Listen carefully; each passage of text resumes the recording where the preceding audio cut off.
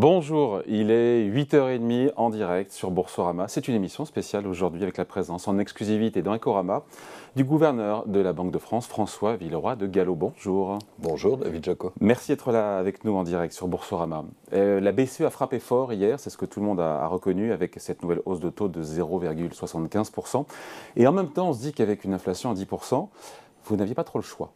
Vous êtes d'accord pour dire que vous avez frappé fort et que vous n'avez pas le choix? Je crois que nous avons fait hier ce qui était anticipé, pas plus, mais pas moins. Et au passage, dans un monde qui est très incertain, quand on peut être prévisible, je crois que c'est une bonne chose. Et donc nous avons pris effectivement deux décisions fortes face à l'inflation. La première, c'est de relever nos taux de 0,75%, 75 points de base, donc on les porte à 1,5%. Et la seconde, qui a peut-être été moins commentée, mais c'est du côté du bilan, de modifier un des instruments, ce qu'on appelle le TLTRO. Nous avons changé les conditions de ces prêts à long terme pour les banques. Alors je crois qu'à travers ces deux décisions, qui sont effectivement deux décisions fortes, nous confirmons notre engagement vis-à-vis des citoyens européens et français. Avec Christine Lagarde, nous allons ramener l'inflation vers 2% d'ici 2 ou 3 ans. Et quel qu'en soit le coût, quelle que soit la solution retenue? Alors, je crois que dans l'inflation, il y a une composante énergie, et celle-là, progressivement, va se tasser. Et puis, il y a une composante sous-jacente, qui est celle qui motive le plus la politique monétaire, et sur laquelle la politique monétaire est pertinente. Et donc, nous avons et la volonté et la capacité de tenir cet engagement. Il est très important. Pourquoi ? Parce que c'est la première préoccupation de nos concitoyens, on le voit. C'est aussi le premier souci des chefs d'entreprise. Aujourd'hui, cette inflation excessive par rapport à la cible de 2%. Il reste une réunion à court terme de la Banque Centrale Européenne, ça sera au mois de décembre. Les marchés attendent a priori une nouvelle hausse de taux de 75 points de base. Elle est quasi acquise, ça reste le scénario le plus probable ou vous ne savez pas encore ? Je crois que rien n'est acquis et que nous avons dit clairement que nous prenions des décisions réunion par réunion en fonction des données économiques. Et je crois qu'il ne faut pas surinterpréter la décision d'hier. Encore une fois, nous avons fait ce qui était anticipé. À l'unanimité. Nous l'avons fait par large consensus. Mais il y a toujours un petit risque de surinterprétation. On scrute chaque mot, etc. Et il me semble qu'il y a peut-être deux risques de surinterprétation opposés. Donc je veux être clair ce matin. D'abord, nous ne sommes pas abonnés à ce qu'on a appelé des hausses jumbo, et donc nous ne sommes en rien obligés, lors de notre prochaine réunion, de reproduire la hausse de 75 points de base que nous avons prise en septembre puis en octobre. À l'inverse, dans l'appréciation du point d'arrivée sur les taux, ce que certains appellent le taux terminal, j'allais y venir. Nous ne sommes pas surdéterminés par un risque de récession limitée.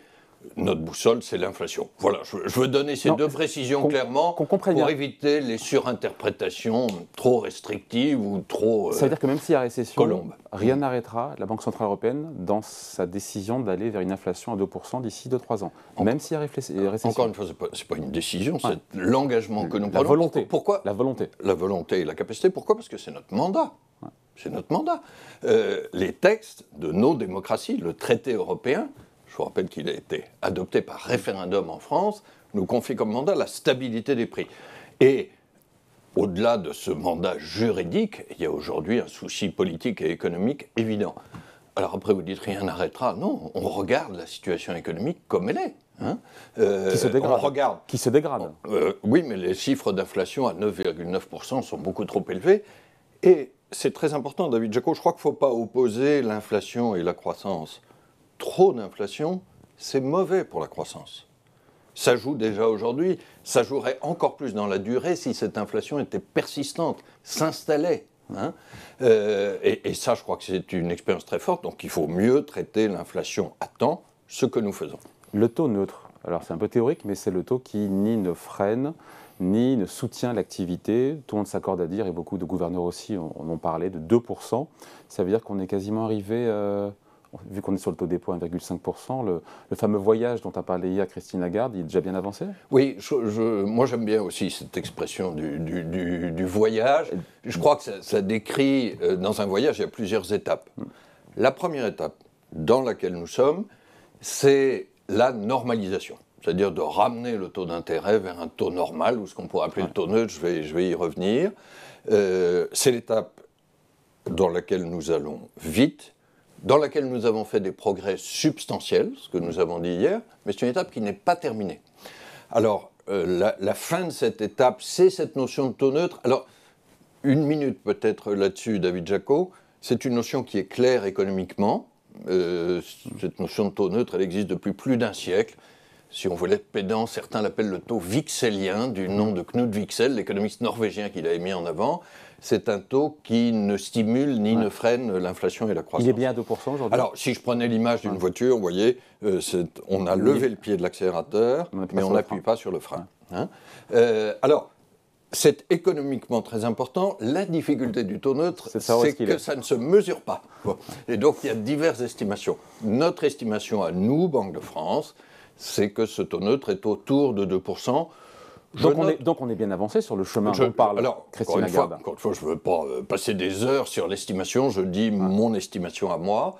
Je note au passage que ce 2%, on pourrait parler peut-être aussi de taux normal, c'est la moyenne des taux directeurs de la Banque Centrale Européenne avant 2011. Pourquoi je dis avant 2011 ? Avant la grande décennie de politique monétaire non conventionnelle. Alors, effectivement, nous avançons bien vers la fin de cette première étape. Mais alors, ce qui est important de dire, c'est que c'est une étape, ça n'est pas la destination. Pour le dire autrement, c'est un point d'inflexion, c'est pas un point d'arrêt. Qu'est-ce qui se passera après ? Il faudra aller plus loin, plus haut que ce taux neutre pour calmer l'inflation. Ça paraît évident. Après, il faudra probablement aller plus loin sur les taux d'intérêt, mais de manière plus flexible et en regardant réunion par réunion, de façon très précise, les données économiques. L'inflation actuelle, en particulier l'inflation hors énergie, j'ai dit c'est celle-là qui est la plus pertinente pour la politique monétaire. On est à 6%. Hein. Non, sur l'inflation hors énergie, on est à 4,8. Alors, il y a diverses mesures là aussi, mais selon la mesure principale, on est à 4,8 et 3,7% en France. Je le note au passage, l'inflation en France est significativement inférieure à la moyenne de la zone euro. Ça, c'est une relativement bonne nouvelle. Mais... c'est pas le fruit du hasard, pardon. C'est un autre sujet, mais Non, c'est le fruit du bouclier tarifaire dont on reparlera peut-être. Mais même 3,7 d'inflation sous-jacente en France et 6,2 sur l'inflation totale, c'est trop. Donc en France aussi, l'inflation est trop élevée. Donc nous regarderons l'inflation réelle du moment, nous regarderons les anticipations d'inflation et nous regarderons la situation économique. Donc des décisions plus flexibles.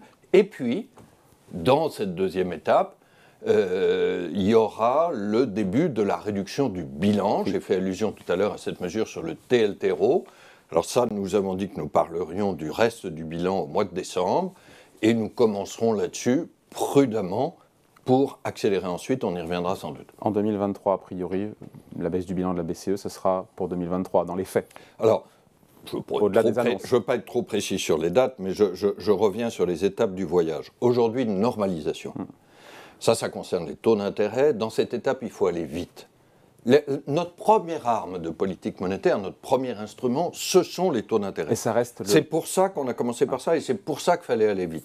Et donc, d'une certaine façon, sur les taux d'intérêt, on commence vite, on va au taux neutre ou au taux normal. Et ensuite, je ne dis pas du tout qu'on s'arrête, mais on opère de façon plus flexible. Mais vous ne savez pas où vous arrêterez, ça sera en fonction ça, je crois qu'il faut être très pragmatique en la matière. Ça dépendra des diverses données économiques que j'évoquais. Donc, sur les taux, il fallait agir vite, ce que nous avons fait, et ensuite il faudra affiner la calibration.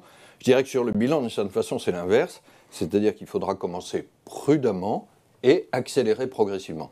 Mais il y a du chemin à parcourir encore, nous a dit hier Christine Lagarde. Il y a bien sûr du chemin à parcourir, nous ne sommes pas à la cible. Si on devait donner, on a fait la moitié du chemin, je crois que ça n'a pas de sens de proportionner les différentes étapes, et puis nous sommes dans un environnement de grandes incertitudes économiques. Donc nous nous adaptons à la situation réelle, c'est la situation des chefs d'entreprise et des ménages. Est-ce que la BCE a relevé depuis juillet, ça fait quoi, 200 points de base en quelques mois, c'est historique, encore une fois, en termes de hausse de taux. Est-ce que déjà, on peut mesurer, ou c'est trop tôt, un impact sur l'économie, croissance, inflation ? Je crois que c'est un peu tôt pour mesurer sur l'économie réelle, c'est-à-dire l'inflation. Pourquoi ? Parce qu'on estime en général que les délais de transmission de la politique monétaire, c'est entre 1 et 2 ans. La première hausse de taux date du mois de juillet. Par contre, David Jaco, je crois que ça a déjà un effet sur un autre élément que nous regardons, j'y faisais allusion, c'est les anticipations d'inflation. C'est-à-dire qu'est-ce que les ménages, les entrepreneurs attendent comme inflation à 3 ans. Ce que nous constatons en la matière, ces anticipations d'inflation sont un peu trop élevées aujourd'hui, elles sont plutôt autour de 3%, alors que notre objectif c'est 2%, mais ces anticipations d'inflation n'augmentent plus. Là, je crois qu'il peut y avoir un effet de notre détermination, de notre message très clair, de notre engagement dans la politique monétaire. Ramener l'inflation autour de 2% d'ici 2 à 3 ans. Le président Macron s'est récemment inquiété, c'est intéressant, et je voulais vous en parler, d'une politique monétaire, je le cite, visant à briser la demande pour contenir l'inflation. Ce sont ces mots. Qu'est-ce que vous lui répondez? Moi, je ne commente jamais les déclarations des responsables politiques. À tort ou à raison de parler sur le fait que je ne les commente pas, je pense que c'est à raison.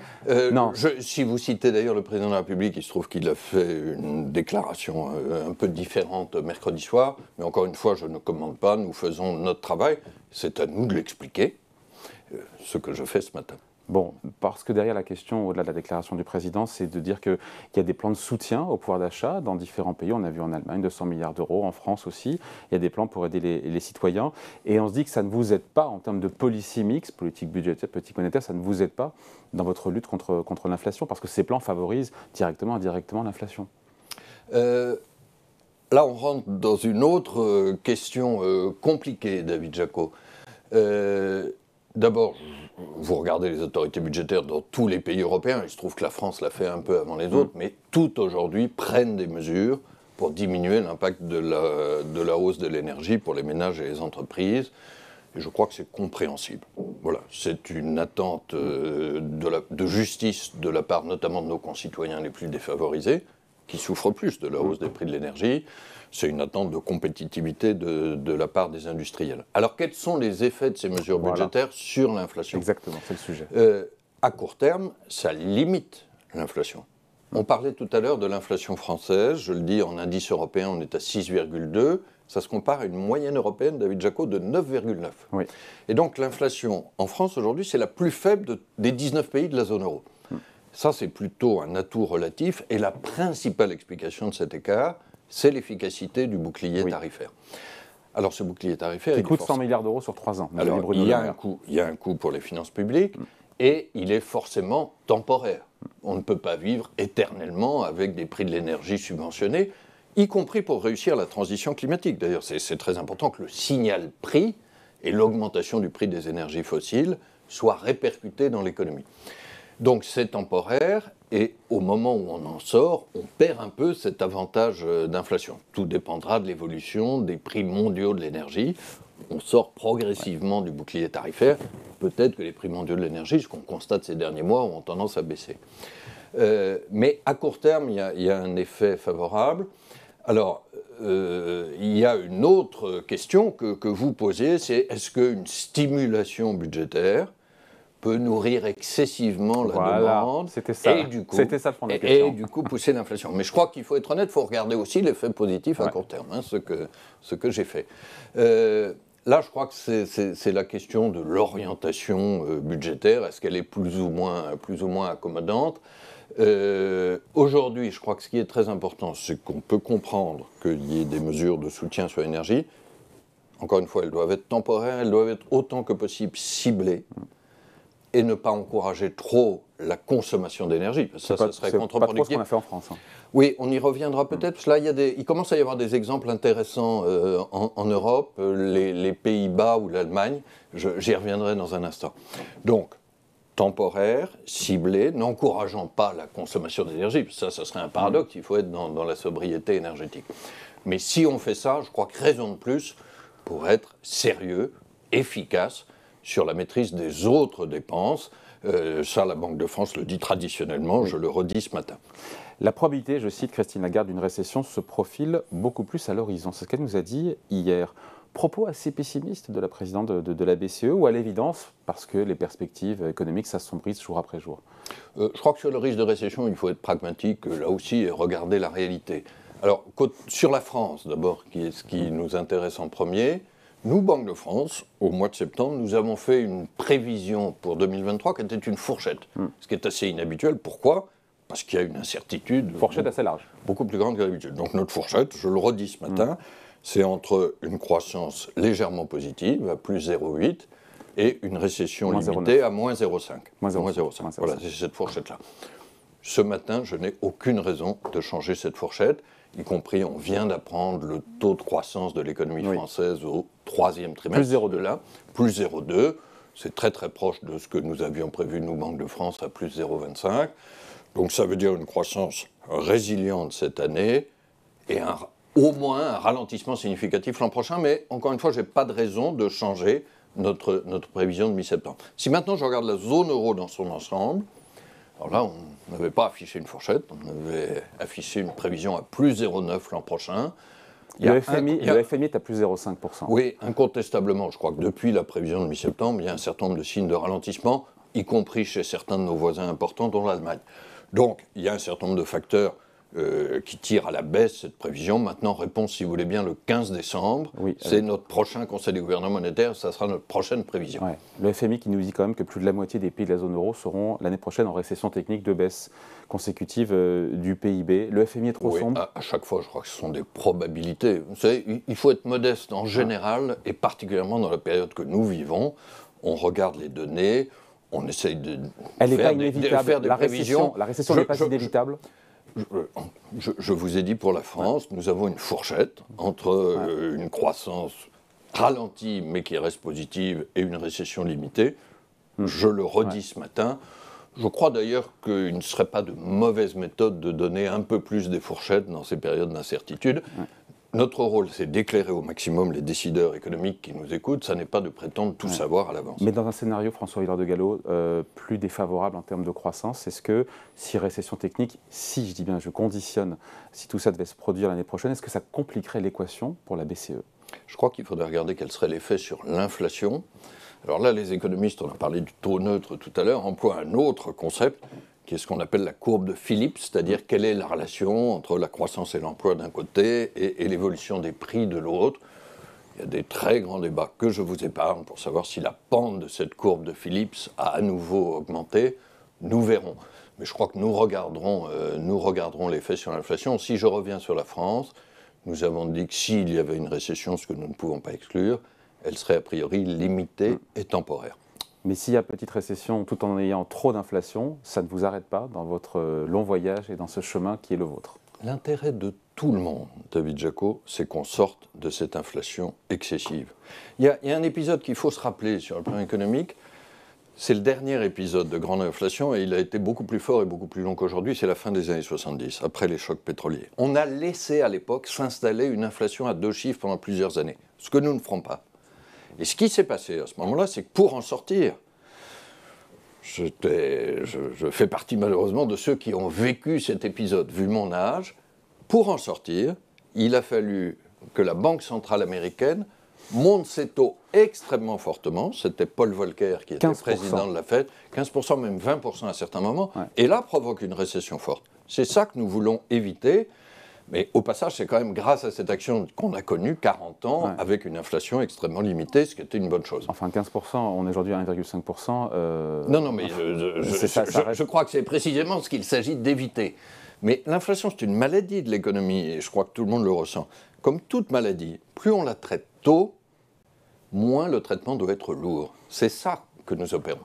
Difficile de dire si la hausse des prix a atteint un pic, nous a dit Christine Lagarde en début de mois. On ne sait pas. Il faut reconnaître. Là aussi, modeste, il faut être pragmatique. Ce que nous voyons sur la France, c'est que depuis 2 mois, il y a une petite tendance à la baisse de l'inflation à cause des prix de l'énergie. Je l'ai dit, nous regardons aussi beaucoup l'inflation sous-jacente, hors énergie et produits agricoles. Ça n'est pas vrai sur la zone euro, compte tenu de ce qui se passe chez nos voisins. Nous estimons, encore une fois, je suis plus assuré sur la France, parce que nous faisons, nous, Banque de France, les prévisions sur notre propre pays. Nous estimons que le pic d'inflation devrait être atteint d'ici début 2023. Bon. Un petit mot des TLTRO, la BCE qui a donc prêté, je crois que c'est 2000 milliards d'euros aux banques commerciales avec parfois des taux négatifs pour les aider, les pousser, les inciter à prêter. C'est des prêts anti-crise qu'on appelle TLTRO, voilà pour la nomenclature. Pour que les banques elles-mêmes reprêtent à l'économie, aux ménages et aux entreprises. Exactement, sauf maintenant que le taux de dépôt est 1,5%, on voit bien que il fallait durcir, encore une fois, l'accès aux banques, les inciter à les rembourser, durcir tout le dispositif, Je crois qu'il fallait corriger une anomalie. Vous l'avez dit, ça a été mis en place en 2020 au moment du Covid, et là nous devions traiter une situation inverse. C'est là que nous vivons à travers une époque qui n'a quand même pas beaucoup de précédents, c'est qu'on a connu un choc très désinflationniste, voire déflationniste qu'était le Covid, et aujourd'hui on a un choc inflationniste qui est l'invasion de l'Ukraine par la Russie. Bon. Donc il faut s'adapter. Entre ces deux chocs opposés, c'est très difficile pour les chefs d'entreprise, et c'est le devoir de la Banque centrale. Quand il y a le choc désinflationniste, tout le monde craint, souvenez-vous, un arrêt massif du crédit, et donc la Banque centrale évite cet arrêt massif avec ces fameux TLTRO, des prêts à 3 ans à conditions très favorables. Aujourd'hui, il y a ce choc inflationniste, on ne pouvait pas garder pour l'avenir. On n'est pas revenu sur les conditions passées, mais on ne pouvait pas garder pour l'avenir les mêmes conditions très, très favorables de ces prêts, parce que ce n'était pas cohérent avec la politique monétaire. Elles ne seront pas trop pénalisées par ce durcissement? Elles ont moyen d'encaisser ce durcissement? On ne revient en rien sur l'acquis, même jusqu'au 22 novembre, oui. Parce qu'on a donné un peu plus de 3 semaines d'adaptation.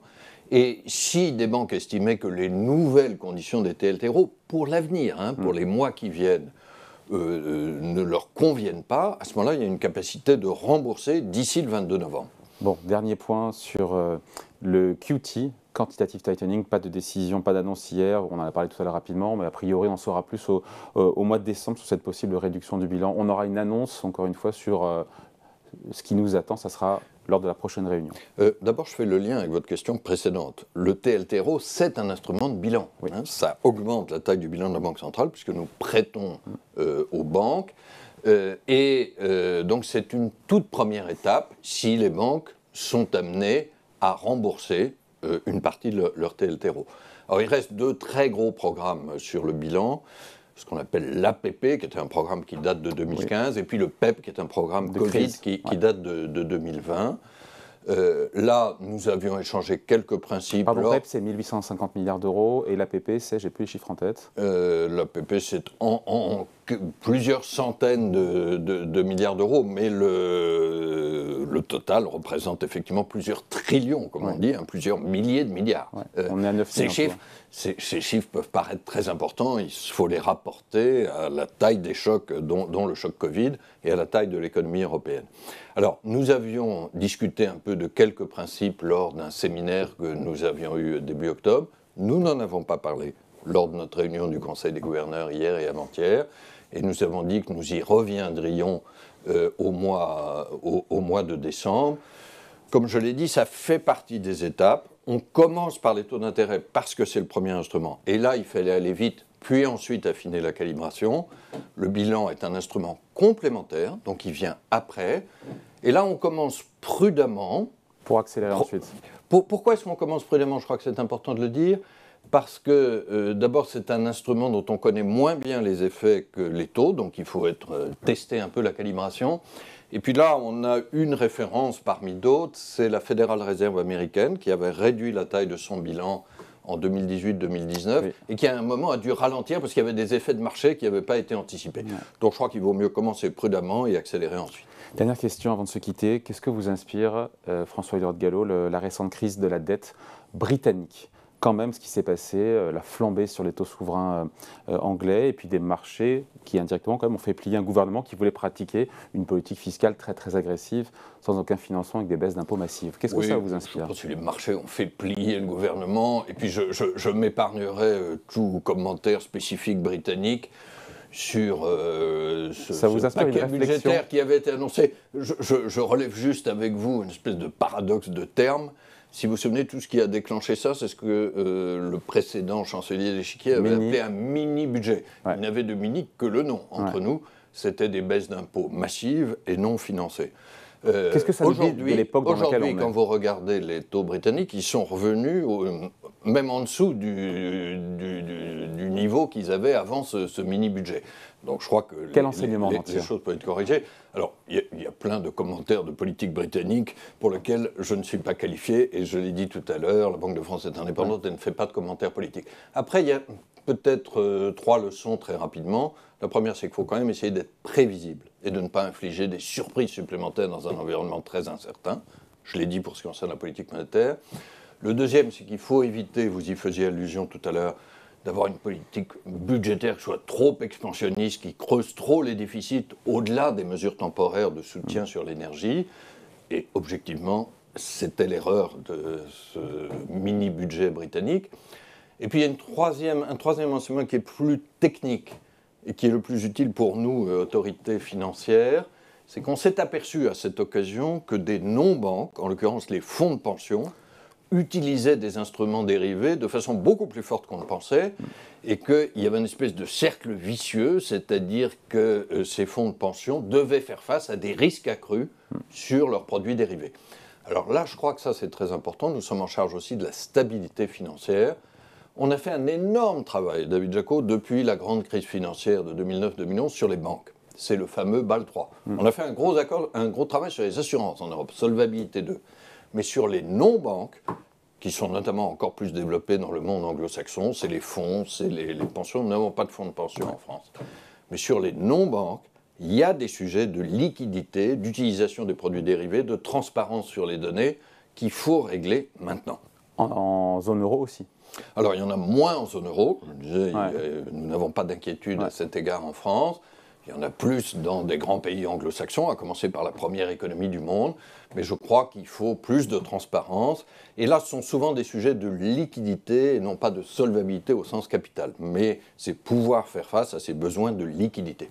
Merci en tout cas pour cet entretien. François Villeroy de Galhau, gouverneur de la Banque de France. Entretien exclusif à retrouver évidemment tout à l'heure en replay sur Boursorama. Merci, à bientôt. Merci David Jaco.